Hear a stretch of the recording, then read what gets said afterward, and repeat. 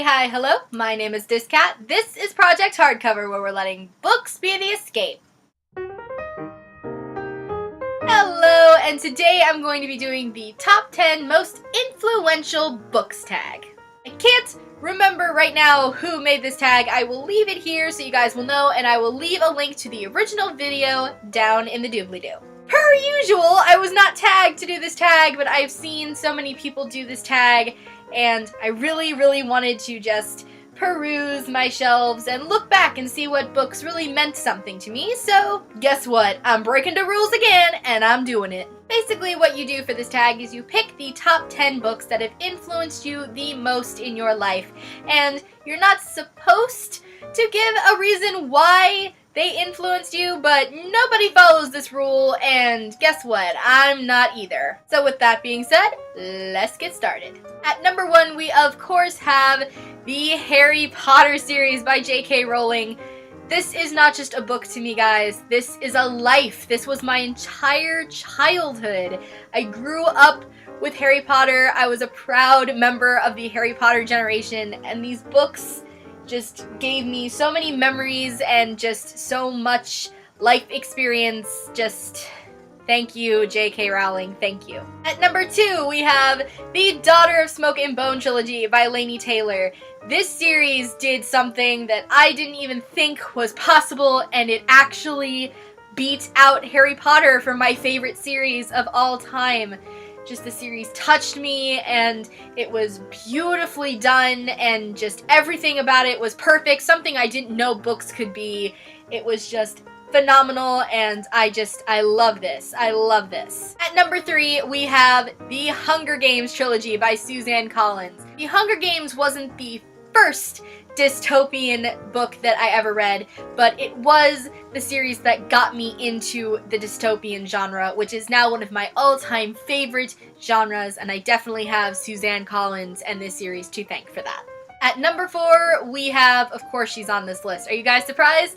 We have the League series by Sherilyn Kenyon. This was the first romance series I had ever read, and it was probably the first adult book that wasn't a classic that I had ever read, and I fell in love with this world. I fell in love with this author. I read like everything she writes now, and I am just, yes, the series taught me that romance books do have depth, do have worth. They are worth reading. Just thank you, Sherry. Thank you. At number 5, we have the Black Dagger Brotherhood series by J.R. Ward. This series was the first series that got me into pre-ordering books. Like all other series that I've read, you know, I would just get them as they came out. I wasn't really all that, you know, on top of getting them as soon as they came out, except for the Harry Potter books, but that was more my mom than me. But this series was the first series that I was pre-ordering the books as they came out, getting them on release day, just really got me into the excitement of preparing for when that new book came out. At number 6, we have The Great Gatsby by F. Scott Fitzgerald. This was the first book that I ever had to read for school that I actually really connected with and I really liked. It was definitely the first classic that I read that I actually really enjoyed and really loved. The story is beautiful, it's amazing. It also taught me that no, you don't have to love your characters to love a story. At number 7, we have The Thief Lord by Cornelia Funk. This was like the first book I can ever remember actually buying with my own money. I walked into my little Scholastic book fair in elementary school and I picked this out for myself. I bought it, I read it, and I loved it, and I have a lot of really great memories attached to this book. And even if you guys aren't fans of middle grade, I definitely recommend reading this book. It's adorable, it's magical, and it's just really good. At number 8, we have Paper Towns by John Green. This was like the first John Green book I ever read, and this was the book that got me into the contemporary genre. I had never really been into contemporary books before. I always felt that they were boring and cliche. I always felt like if I want to see a girl having a fight with her best friends, I'll just go to school and watch the drama that happens while I'm at school. Why would I want to read about that? But John Green's books taught me that contemporary can be extremely moving, it can be extremely interesting, and it can teach you so many things. So yes, thank you, John Green, for introducing me to the wondrous, wondrous place that is contemporary novels. At number 9 clocks in the book that seems to be on everybody's list, and yes, it is on mine too.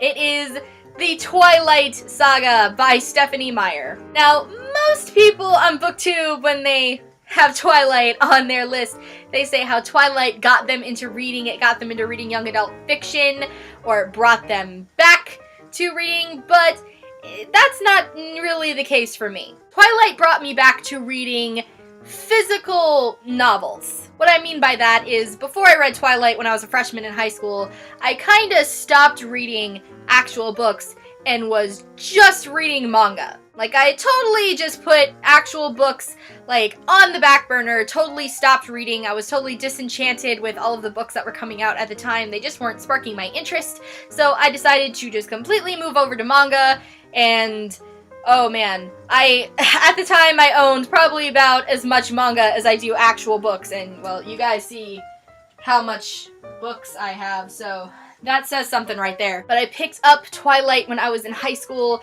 and it reminded me how amazing young adult fiction can be, how much fun it can be, and so I just picked up so many new series after that, series that I absolutely adore and love. So yes, I am thankful to Twilight for getting me back into young adult fiction. And also, Twilight was just a really fun ride. And then at number 10, this book has to be on this list.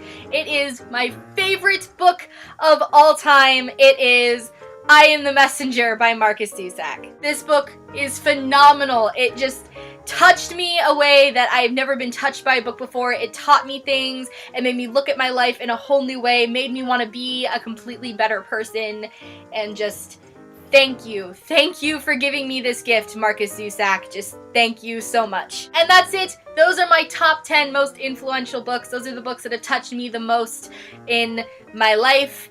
And I hope you guys maybe agreed with some of these books, because some of these books are just absolutely phenomenal. And now I want to see what books have really touched you guys. So for this, I'm going to tag the Book Basement, Reading Dem Books, and Ginger Reads Lainey. As always, thanks you guys for watching. I will see you next time, and remember, books are the escape.